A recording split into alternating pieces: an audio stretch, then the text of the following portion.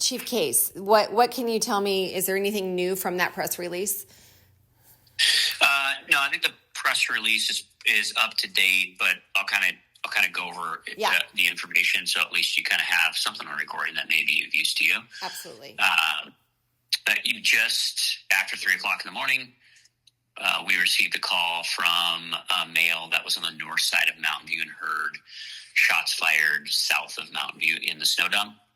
He responded to the area and found two individuals that appeared to be deceased by a gunshot wound. And it's been about 2 hours since I've talked to detectives, and as of about 2 hours ago, we were still actively interviewing folks in the interview rooms. That would be classified as in the area / people of interest. So I don't really have an update on or did any of those turn into suspects and stuff like that. We had looked at one video camera footage in the area and were able to determine that at least one of the two victims was crossing the street southbound into the snowed up area, pushing a shopping cart right around 3:00 in the morning. So, the timeline on when this occurred is pretty accurate, shortly after 3:00. There was no camps in the snow dump, no tents. So it would probably be unfair to say these folks were camping in the snow dump area. The last time we had visual of the snow dump to make sure that there weren't any people camping in it was late yesterday afternoon. So we regularly try to keep track on who's coming and going from the snow dump to make sure that there aren't any camps being established like we've seen previously. So I'm not sure exactly why they were going to the snow dump area. We don't have that information yet, but we do know that they didn't have an established tent or camping area in the snow dump. Okay.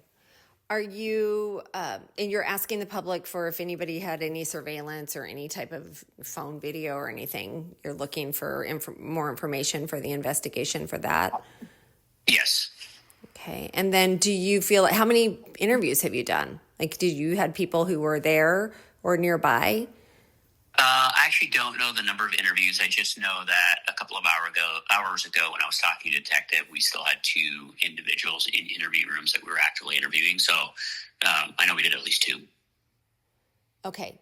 So does the public need to be wary and concerned? Do you feel, and you may not be able to answer that, but do you feel like you have... I guess you're talking to all the right people. We're not looking, are we looking in Anchorage for these suspects or a suspect? Currently, we have no indication that there is a significant threat to public safety in the area.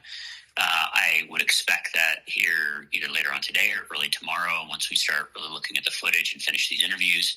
As I said, one of the people that we're talking to, or some of the people that we're talking to, were considered persons of interest, so they potentially could have become suspects themselves.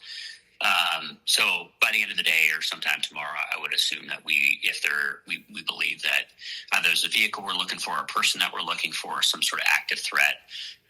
We'll be updating the story either later today or tomorrow.